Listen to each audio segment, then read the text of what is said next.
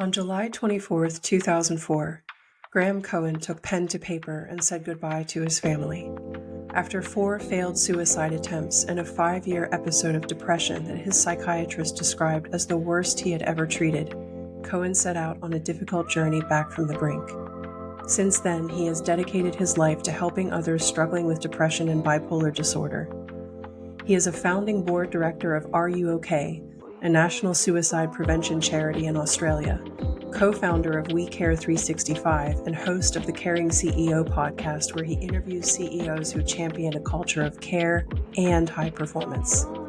He is also the author of 5 books, including the best-selling book titled Back from the Brink, which includes a testimonial from the former UK Prime Minister Tony Blair. He advocates for workplace well-being and helps organizations create more caring cultures where employees thrive. This is E3. Engage and empower with empathy. Welcome to the show today, Graeme. It's so cool to have you here. I feel privileged and just incredibly grateful that you and I are having this conversation, that you are alive and thriving. And we'll talk a little bit about your personal story and the meaning of the title of this episode, which is also the title of your book, Back from the Brink. Incredibly emotional story, one that really touched me deeply, and certainly have some personal connections to what you struggled with over a decade ago. So yeah, just welcome. Looking forward to talking a little bit more about your work in mental health. Let's talk a little bit about Back from the Brink and what that means. I mean, I was completely floored by your personal story, and then you also went above and beyond to reach out to such a diverse group of individuals who were also struggling with mental illness. Politicians, business people, such an interesting group of people who all openly shared their stories and how they were also able to overcome their struggles. So let's talk a little bit about your personal battle with depression and how you were able to pull yourself out of it, or as you say, come back from the brink. It was quite a story, and it does seem a little bit distant now, thankfully. But I've had a number of bad cases of depression in my past. But the one that was featured in the book there, Back from the Brink, was really back in about 2000 when I worked for Carney, which is a global management consulting company based in Chicago. And at that point, I led their recruitment division. And we were focusing very much back in 2000 in the e-commerce industry. It was a very new area then, but it was also growing very, very quickly. And there's a lot of hype around it. And we were busy and the phones were ringing and life was good. And then there was a very, very big tech crash on March 2000, which ironically is my birthday. The whole market collapsed, and suddenly work was very, very rare. And I was working hard, or trying to work hard, to keep the team inspired and motivated, but I just really got this severe anxiety. It started off as, and that led to really poor sleep, and so it became that vicious cycle of poor sleep, poor energy, but trying to look, good on the outside, put on a mask and have a brave face to the world. And it didn't really work. And ultimately, I lost my job and my marriage broke down.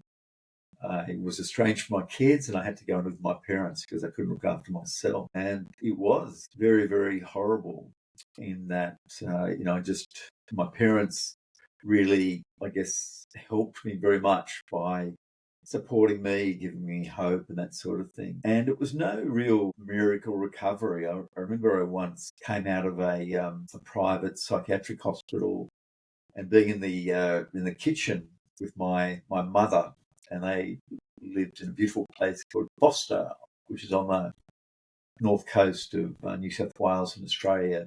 Beautiful outlook. And I just remember being in there feeling super down. I just came out of the hospital and I was saying, why me, why me, why me? And my mother hit me with one of those mother stairs. She was only 5 foot tall, one of those sort of stairs that sort of go into the back of your brain. And she said, I believe you'll use this experience to help other people. And it didn't really seem remotely possible to me, but it did sow a seed. And I'd like to say that, it was a quick recovery, but it was a long, complicated recovery with ups and downs along the way. It involved, of course, good medical care, deciding to walk every day and starting at like 15 minutes and then building it up to an hour each day. And then I reconnected with family and friends. I really isolated myself, but I reached out, caught up with people, and it felt good. It felt like a good experience. I then built a ritual around meditation, and I tried meditation when I was depressed, but I just couldn't do it. But this time, it really did make a difference. It's become one of my keystone rituals and one of the real sources of my personal resilience and well-being. And then the final part was, deciding to write a book, Back from the Brink. And the reason I did that was I really yearned for stories of people like me who've been through some tough situations and tried to understand what helped best in their recovery. And you've seen my book. I surveyed some high-profile people and some just everyday people. So, for example, I interviewed a guy called Patrick Kennedy, who was the son of Ted Kennedy in the US. So, a very famous family, and he had his own experience with bipolar. I managed to organise for the actress Glenn Close to write a foreword to my book. I shared also stories of some people in the United Kingdom, some really key political figures there, a person who was the chief advisor to Prime Minister Tony Blair. And Tony Blair also wrote a testimonial for my book. It was about 10 different people, 10 different situations. And in addition to that, I also surveyed over 4,000 people to find out what worked best in their recovery. Now, that really provided lots of insight for me. When my book came out, there was a lot of publicity around it, a lot of TV, radio interviews in Australia and the US. And then people started to ask me to speak in public forums. First of all, it was mainly in country areas. Country areas don't often have good mental health facilities and specialists and that sort of thing. It gradually built up to doing work in the corporate sector. And so for the last 14 years, I've been giving keynote presentations and workshops about how we can build our personal resilience, but also how we can build team safety and resilience, because we're much stronger together than just being by ourselves. And I think combining personal and team safety and resilience is a way to really build a robust unit to face the volatility, which is our workplaces today. I'm curious about your reaction to I would say it's an isolation or loneliness crisis that's at least happening in the United States right now. The US government has basically called it a loneliness epidemic. Your argument is, we're better together. We need to be more cohesive in the workplace. What's going on with our workplaces right now? Why are we all so lonely? And it's not unique to the US at all. In the UK, they actually have a government minister for loneliness. We have a group in Australia called the Coalition to End Loneliness. And so it's a group of universities and charities that really try to increase that connection. And, there have been, of course, many influences on that. Ironically, social media, to a large extent, the more real friends you have, the better well-being you have, the greater the number of friends on social media have, the less your well-being is, So social media doesn't deliver what in-person contact does. The second thing, I guess, is, we've had the pandemic and there were massive isolation issues related to that, particularly in people like 16 to 25. Traditionally that's such a important time to build bonds with friends. It becomes even more important than family.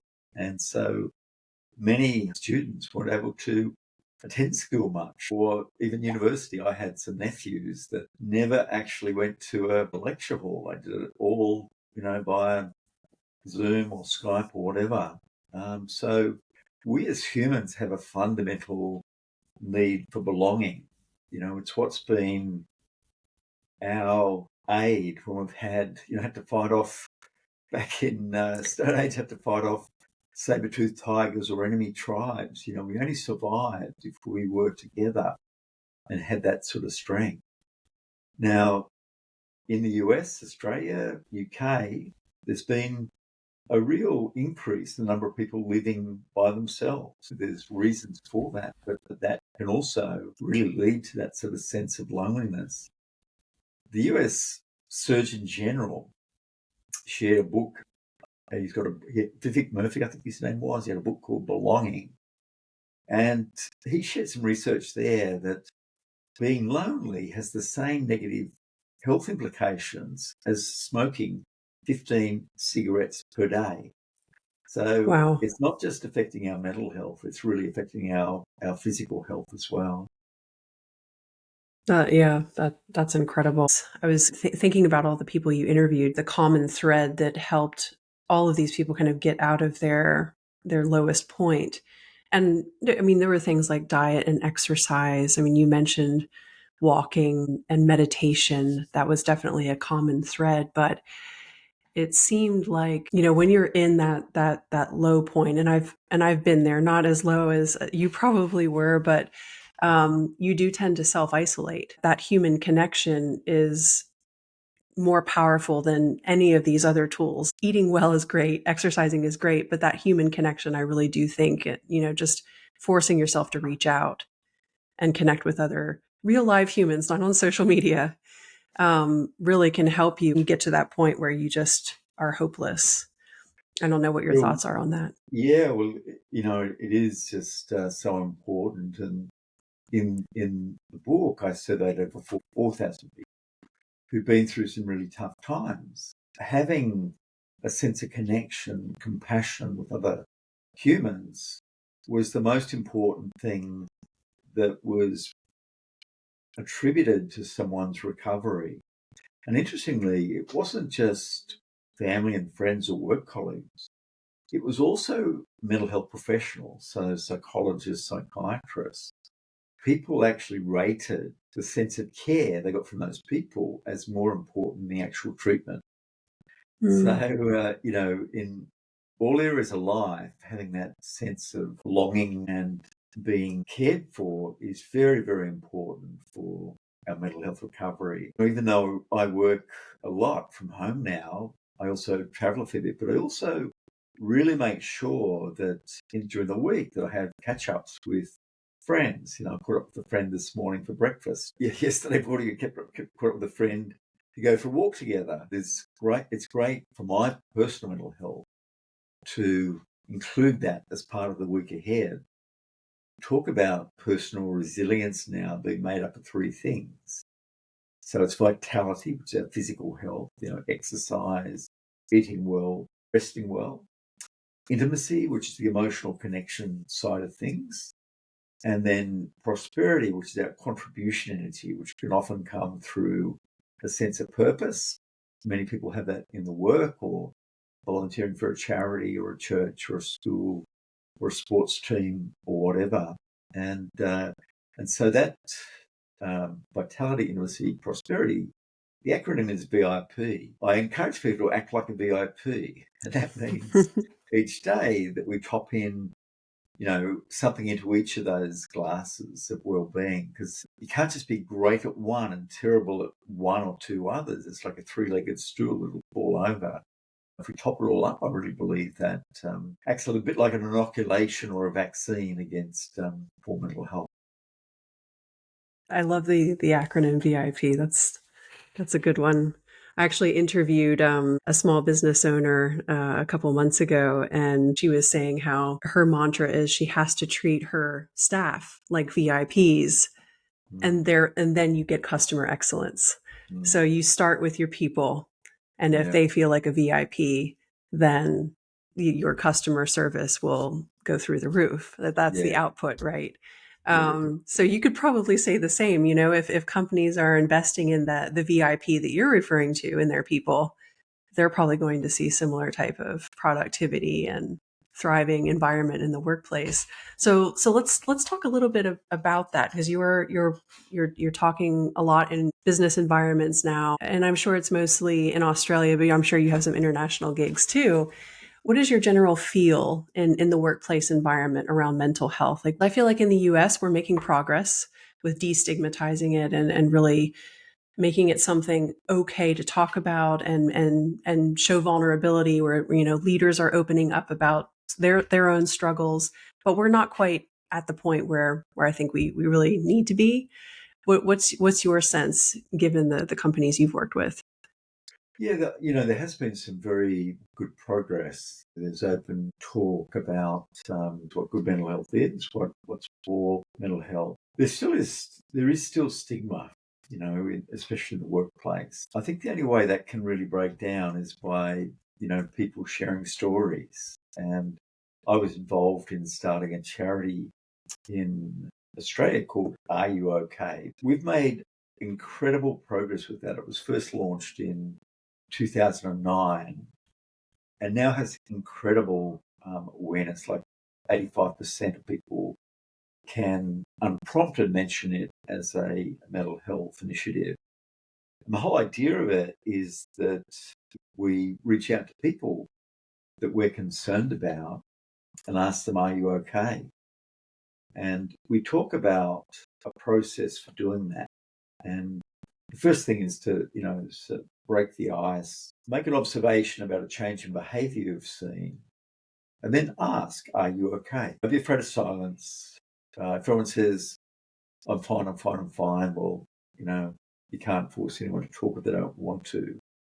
So the first thing is to ask. The second is to listen without judgment and listen with empathy. The third thing is to encourage action, to seek help, be that to call a company employee assistance program or to see your physician or psychologist or whatever.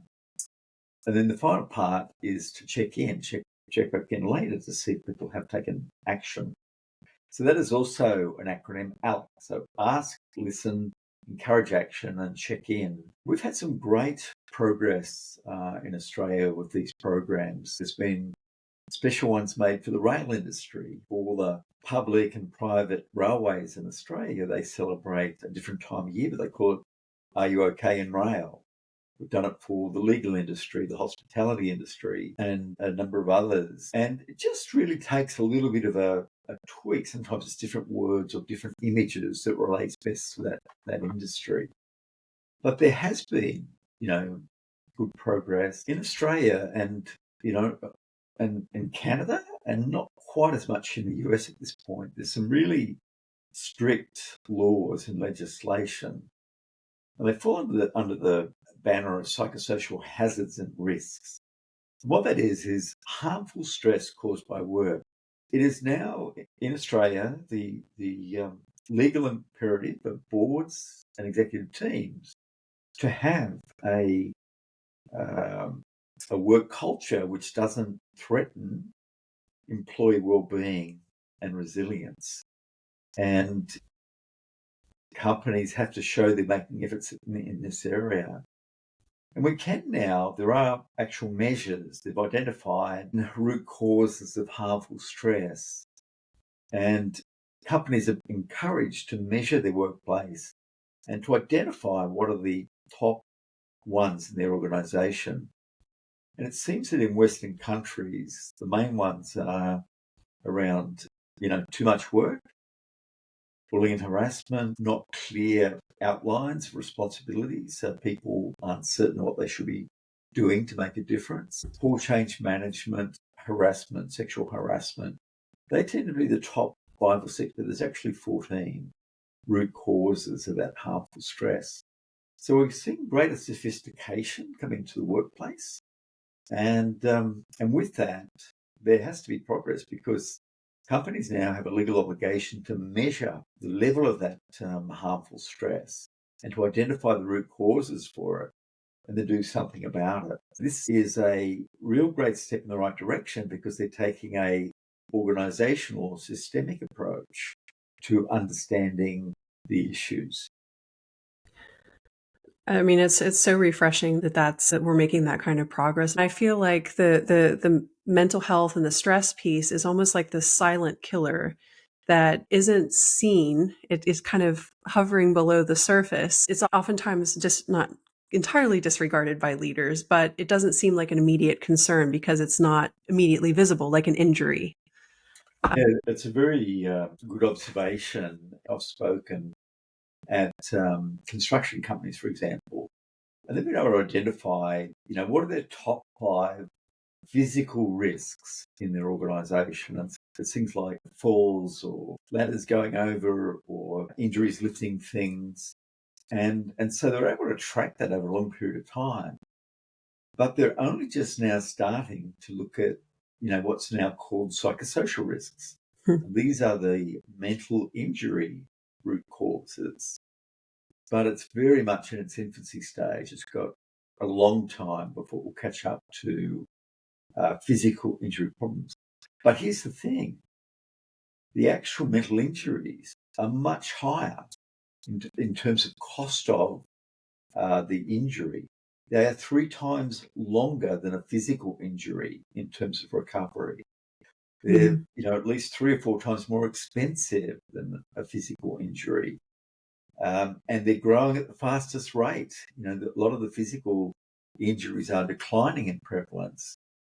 Mental psychological injury is increasing and still increasing. So it's going to take a concerted effort, and also boards and the C-suite being familiar with what it is, what they can do to change it.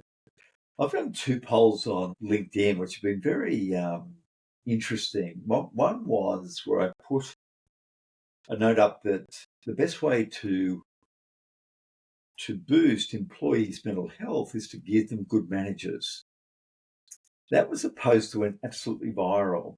Ended up having like 2.8 million views, 1,000 comments, 45,000 likes, and 95% of people agreed with that thing that, managers are the biggest contributor to team mental health. The second post I did was just saying, it was a poll, and I put in that my manager knows how to reduce psychosocial risk, and 81% said no.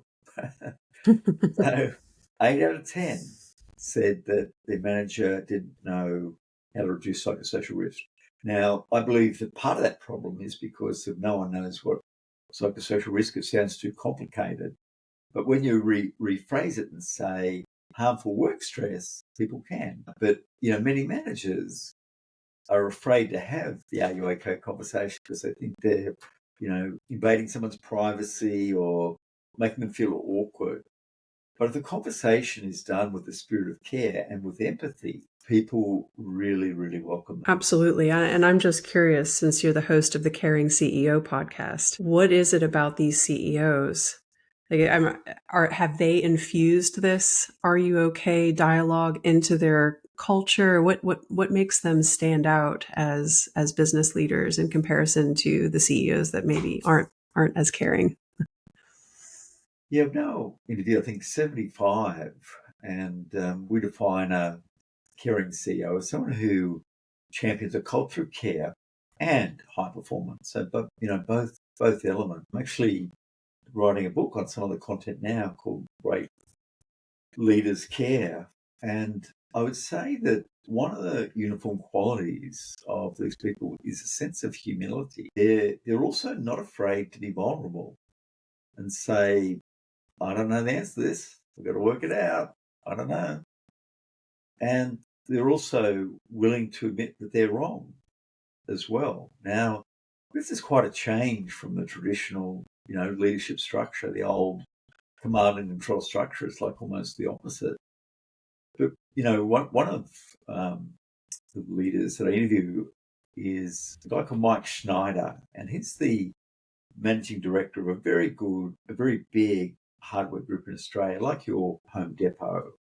So 60,000 employees, 450 warehouses, and he has his 4 H's of leadership. So number one is for honest, humble, helpful, and happy. And this is someone who has an incredible impact. In fact, that company has the second highest level of trust in the Australian economy, corporate trust in the Australian economy. What a leader asks, says, and does has a huge impact on the organisation. And I've also interviewed the CEOs of Microsoft and Adobe and Deloitte, and there's great leaders in all sectors, and I really believe that these are the sectors who are going to make a big difference.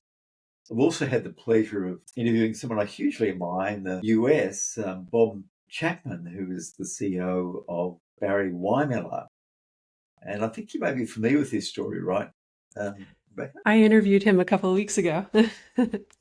He's amazing, isn't he? Amazing. Yeah. I had a catch up with him just 2 days ago, and a quick summary for your readers. He took over from a small company called Barry Weinmiller when his father died. He was very young, about 28. The company was in huge problems financially. Banks were knocking on the doors. And it didn't happen overnight, but it gradually built this amazing culture of care.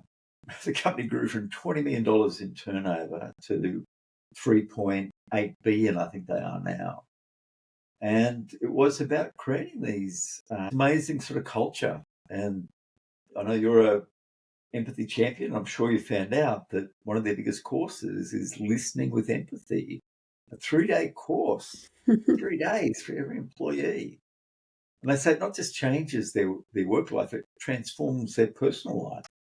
Like, how good is that? That what's learnt in work flows over to your private life. The second foundation is around recognition and acknowledgement, learning how to recognize and acknowledge your workmates around you. And then finally, a spirit of service. How do we serve our customers and serve those around us? This is a theory. There's people living and breathing it. And even the Gallup organisation that's been measuring employee engagement and discretionary effort for about 40 years. And they've now identified just 12 questions or statements which predict employee engagement. And 2 of those are, one is that my supervisor or someone at work seems to care about me as a person. The more people that strongly agree with that, the higher the profit, productivity, customer service levels, the longer people stay there. The second one, which is a little bit unusual, is that I have a best friend at work. And when people strongly agree with that, engagement goes through. And so these very, very human traits, they've done what they call the Q12 questionnaire to millions of people. And they can show with ironclad results that there's a direct relationship with those, what used to be called soft skills. I call them strong skills now. It used to be called soft skills, hard skills, but strong skills are the interpersonal skills, which have become so important to influence people around us and in a positive way. It's interesting when you were mentioning Bob's story. When I had a chat with him a few weeks ago, we both were lamenting about what we learned in business school or what we didn't learn about soft skills. Because, of course, he went to business school, I went to business school, and not once did I take a course on empathetic listening or any kind of emotional intelligence related skills. It was all, how to develop a business strategy. Here's the operational side of the business. Like, I learned literally all the tactical components of running a business, but nothing about how to lead people or work with humans, which is what being in business is all about. So I find it incredibly ironic that we don't have this infiltrated more deeply into academia, Yeah, especially our business schools. I mean, when you hear about people going to get an MBA, no one's talking about how, all the cool human skills they're learning, you yeah, know? yeah, yeah, absolutely. It is incredible. And he was telling me this week about some of the business schools that they are working with now, which is fantastic. And he challenged me to do something similar in Australia, which I'm in the process of planning how to do that, because it's the differentiator now. Amy Edmondson from Harvard, who work around psychological safety, where people feel they can be their authentic selves, where they feel that they can challenge ideas, suggest ideas, has been shown to be the number one predictor of innovative and successful teams. Business schools are making a mistake, not recognising this and acting on it, because it will move away from those learning institutions if it's not part of their core curriculum, because it is the difference now.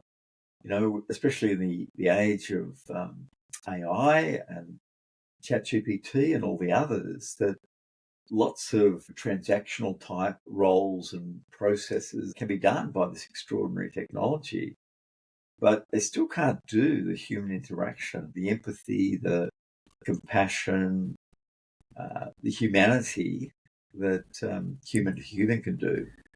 And I would argue that the soft skills or strong skills will be much more important than strategy, etc. Like even Peter Drucker said a long time ago, culture eats strategy for lunch.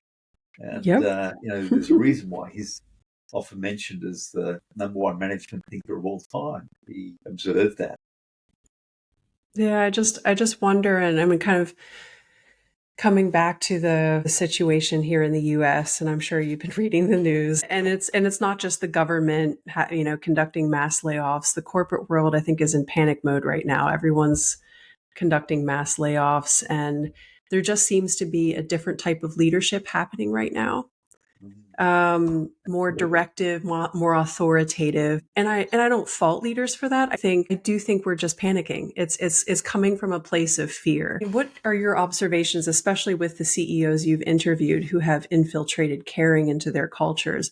How do they lead during times of crisis, or when the world is constantly changing and it's so disruptive that they just don't know how to adjust? I mean, you were talking about change management and poor change management. I mean, I think that's the biggest challenge that we're all facing right now, that the world is changing at such an incredible pace and leaders are trying to keep up with it.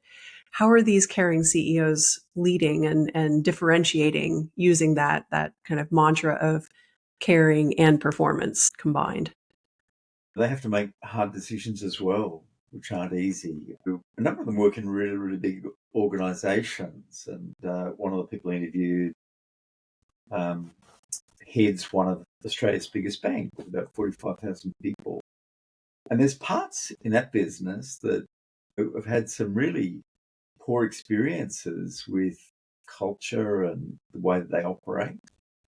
Um, and, it's incredibly complex for a leader who oversees that many people to make sure it's all okay, because there's different parts of the business do require different leadership. I think you can make hard decisions with empathy if it's done honestly, if it's done in the right way.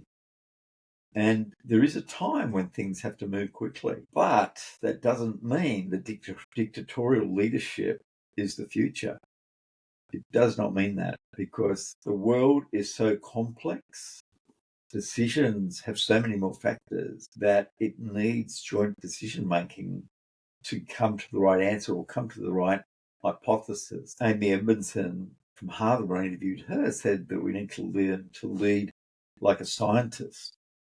And what she meant by that is that we form a hypothesis based on, our best thinking at this time. This is what we think the problem is, what we think we should do. And then you put it into action. People get behind it. And does it work or doesn't it? Doesn't it work? And I think good leadership is being open to the result, the honest result of the result. If it's working, that's great. Keep it going. If there's lots of issues along the way, also acknowledge that and determine how we need to reset the direction and the agenda. There is so much geopolitical turmoil, economic turmoil, but there's also lots and lots of, very good things happen as well. It's so easy to dwell on the bad. And we in the West, in the scheme of things, are so lucky, so fortunate. We should be so grateful. There are a lot more things going well than going bad. But we were brought up to have a negativity bias, and it was developed for good reasons. When we had physical threats like, dangerous animals or enemy tribes, we did have to have a real hypervigilance. But we do need to be able to reset a bit and just to challenge negative thoughts and negative statements and say, well, is that really the case? And one of the things that I think Bill Gates has done very well with his foundation and his insights is to really find some great researchers that are assessing how are things now compared to previously. And so, there's much lower levels of infant mortality around the world. There's much, much lower incidence of poverty and starvation around the world. There's much less people in wars at the moment than there was previously. Even though we see constantly on our TV about Gaza and Ukraine, in the scheme of things, in the scheme of history, it is much lower than it has been previously. You can go back to the Vietnam War or the Korean War or the Second World War. There's much less people, actually in physical war and physical danger. So, yeah, it's good to look at the things that are happening, but to also keep it in structure. And that's one of the very, very positive things about having a positive mood. When you have a stressed and red zone mood, you think black and white. You aren't open to new possibilities. You dwell more on the bad things than the good things. And that's why I always encourage people to adopt the mantra that self-care isn't selfish. Putting fuel in our own tanks and that whole VIP model allows us to be better people and better supporters of those around us. So, yep, there's challenges, but there's a lot going right for the majority of us, I would say. It's so true, and thank you for putting that into perspective. I think it's interesting, the self-care piece. I'm even wondering if all of these caring CEOs, if they've taken the time to take care of themselves so that they can then reach out and take care of their people that they're leading. Many do. I wouldn't say they all do that, but a lot do. And as a leader, it's one of the best ways to encourage work-life integration if you practice it yourself. Yep. And, do things which are good for your physical and mental health. It flows on. And many the times I've worked with groups where if the leader commits to that, it flows on. It flows on and people see that they're leading by example. I can do this as well. I once did a session with there's a very successful bank in Australia called the Macquarie Group, Macquarie Bank. And I did a session there for a group of leaders. And one of the leaders, the divisional director, committed to going for a run each day in the beautiful botanical gardens in Sydney. And that just had a flow-on effect. He didn't go every day, but he ended up going probably about 3 days a week to do this. And other people started doing their own version of that, whether it was going to the gym or, just going outside for lunch or whatever. What a leader says, does, and asks has a much greater impact than any policy that an organisation has. That's a big deal.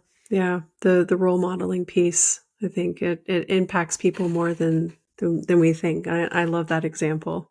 And Sydney's such a beautiful place. Why wouldn't you want to go outside over your lunch hour? Exactly. I remember when I was in Sydney, it was over 10 years ago now, I just remember seeing people surfing in the morning before work. I was like, this is the coolest thing. Like, I would love to live in a place where people go surfing before they go to work. These people, no wonder these people are happy. Well, I mean, this was such a wonderful conversation to have. I feel incredibly motivated and inspired about what's happening in the mental health world, and knowing that there are people like you really advocating for this in the workplace and helping others. Thank you so much for joining me today, Graeme. It really was a delight to have you here. Encourage all of you to pick up his book, Back from the Brink. It sounds like you're working on another book now, so I look forward to seeing that come out. I hope empathy will one day rank right up there with all the performance metrics that leaders already measure. This podcast is designed to help busy business leaders create an inspired and engaged workforce. I am building a community of like-minded leaders and experts who all share the same passion, taking care of people at work. Whether you are a blue-collar worker or a white-collar worker, small business owner or corporate executive, you belong in this community. If you enjoyed this podcast and would like to hear more, please subscribe wherever you like to listen to podcasts. If you know someone who I should interview or should be part of this community, please connect with me on LinkedIn or Instagram. Life is too short. Let's take care of each other at work so that together we can make this world a better place.